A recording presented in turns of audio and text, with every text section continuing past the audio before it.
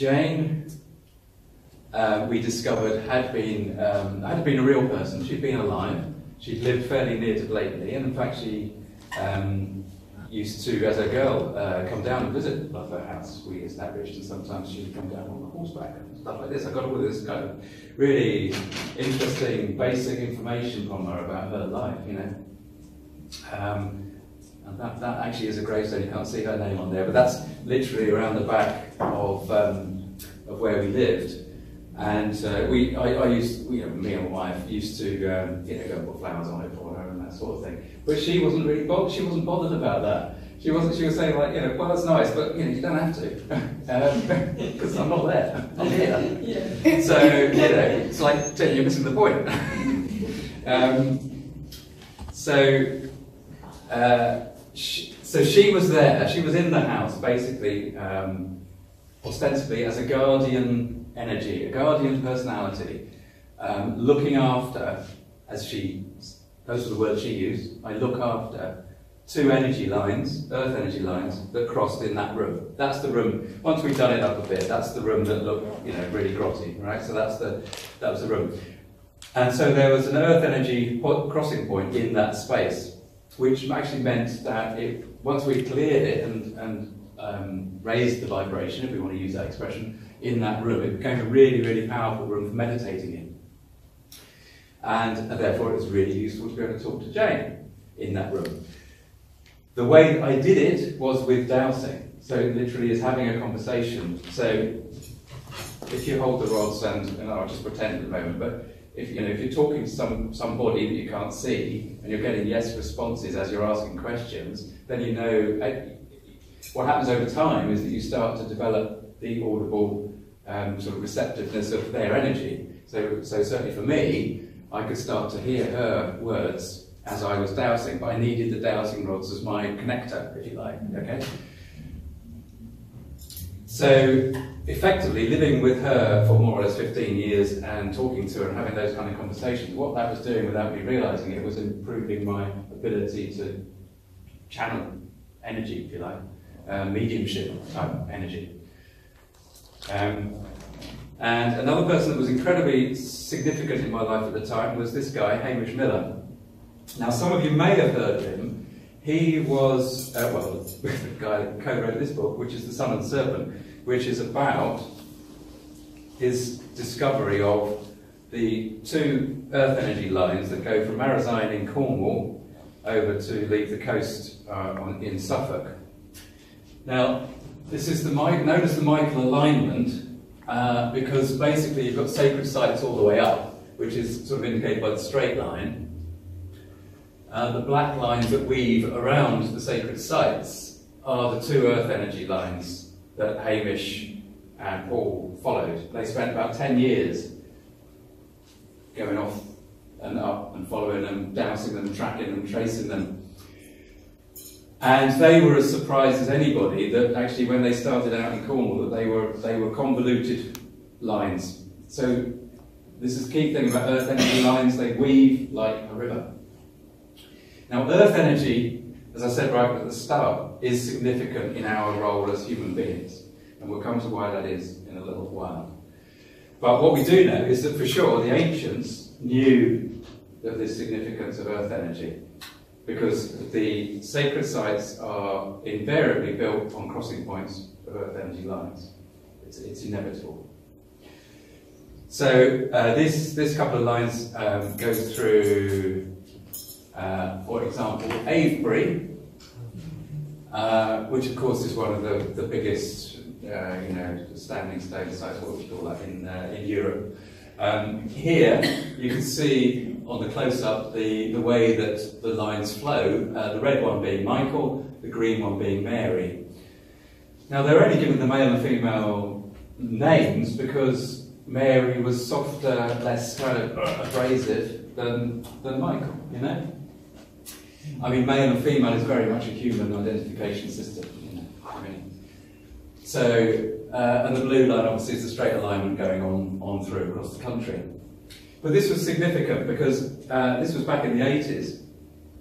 And it was significant because it started to bring the idea of what had previously only been known as ley lines, which these are not, these are earth energy lines, right? There's a big difference between earth energy lines and ley lines.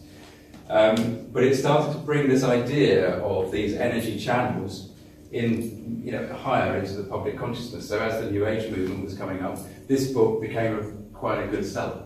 And Hamish was a fantastic guy. He really became my mentor for 7 years, from 2003 to 2010. That's the maths.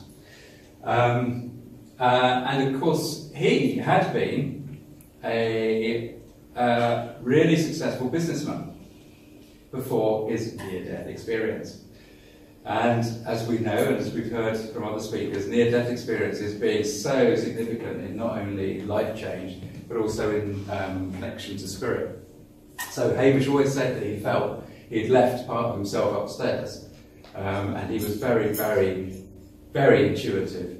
He was an absolutely amazing guy in being so open-hearted, so passionate about trying to help other people and trying to help other people understand more about their role as human beings and their connection to the earth, if you like.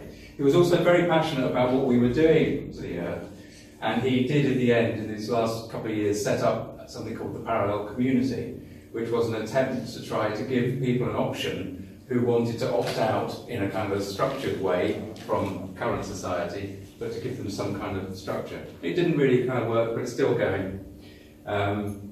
And Hamish, above all else, had a tremendous sense of humour, and he was always saying we should never really take ourselves too seriously. And there's a tendency that we do all take ourselves too seriously sometimes. So I just want to share this with you, which I know I don't expect you to be able to read that, and I'm not going to read it to you, but I met Hamish in the first place because I was on his mailing list, because these were actually made by Hamish Miller. He was a blacksmith, right? So when he had his near-death experience, he was forced to close his business, and he was working in Sussex. He actually moved down to Cornwall. He did what he wanted to do since he was 8 years old, which was to become a blacksmith. So one of the things he produced was dowsing rods. So I first met Hamish when he wrote one of his books, which was called We Book of Dowsing. He did a book launch, came through to me living at Ludlow House. I said to Nick, we've got to go and see this guy. One of those occasions where I think, why have I said that? But let's go and see this guy anyway. And I was walking into the room to see him. He had his book launch at his house. And again, I suddenly thought, I'll ask him if he wants to do some telly. And he was open to the idea, but what this... but what he was very clear about was that as far as he was concerned, television was only some nonsense for the masses. It was just for mass mind control. So therefore he wasn't going to entertain working with me if I was just somebody that wanted to exploit Ghostbuster Hamish Miller, right? So I told him about my experiences with Jane, and that helped tremendously in actually building that relationship. And this letter has a significance because this is his sort of letter to me in the days before email, or popular use of email. His letter to me saying basically, yes, I'll consider doing this work. So let's talk some more, right? And it's significant, this, because when I got that letter, I was overjoyed, right? As an opportunity to work with this amazing guy. And I could see the potential in what was happening there in the relationship with what I was discussing with Jane and what Hamish was doing with Earth Energy and all this stuff. So there was amazing potential. And I was really thrilled that Hamish has finally said, yes, we'll do some work, we'll come down and we'll talk some more about it. But I was in the house on my own. But you know what it's like, you want to tell somebody, don't you?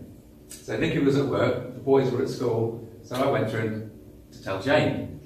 Who else would I tell? Because I was having these conversations on a daily basis. I'd go and talk to the lady I can't see. So Jane used to sit quite often. We'd put a chair in there for her because that room at the back was split into 2 levels, and she would sit at the top. There was a chair there for her. She used to sit with this table. I sat down the other side of the table and said, Jane, look, I've got this letter. Hamish is basically saying, yeah, he wants to do this job. And I got quite emotionally choked up about it, you know. And I sort of, you know, because I treated her like she was there. I'm not a seer, I couldn't see her ever. But so I turned the letter to her and said, look, this is fabulous, isn't it? And, you know, it was like, and I took a pause and I said, oh, Jane, I love you. And what happened was, there was a sudden rush of air, a massive wave of air, like a breeze, just went straight through the room. All the windows and doors were closed. This was not a physical breeze. And it washed over me, and it took my breath away. And that felt like love. It was love, right? I mean, it literally took my breath away. It was like being submerged in the sea, but it was a sea of love. And that came from Jane. And that was one of the things that changed my life, because that made me realise that actually when you start to access the energies on that side of the veil, that actually most of it is supported by love. Love is a fundamental emotion on that side of the veil. And it's got massively more power over there than it has over here. We are an aspect of it, and we can exhibit aspects of it, and we try to exhibit as much of it as we can as part of our learning. But over there, it's underlying, and it was awesome.